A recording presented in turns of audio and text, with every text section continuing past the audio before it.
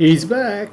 I'm happy after all these years that the smallest praying mantis ever found in my backyard has returned. The habitat had disappeared a bit. I had to pull out the grapevines to put up a new fence. So a lot of the hunting area disappeared.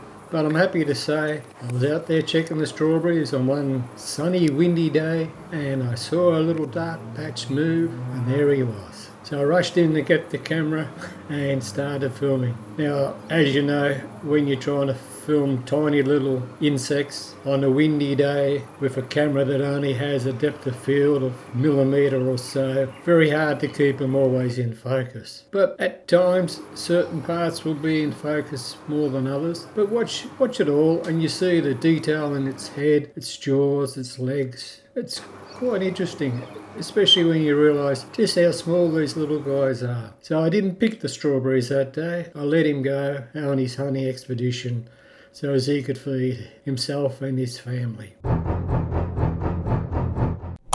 We can zoom in a bit more, eh?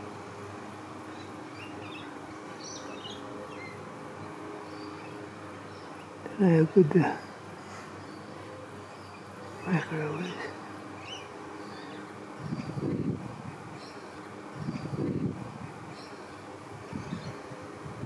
I think once you got it focused, it's okay. There he is.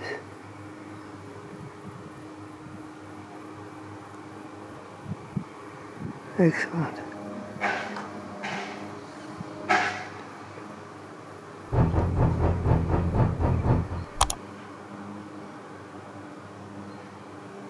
Sitting there waiting.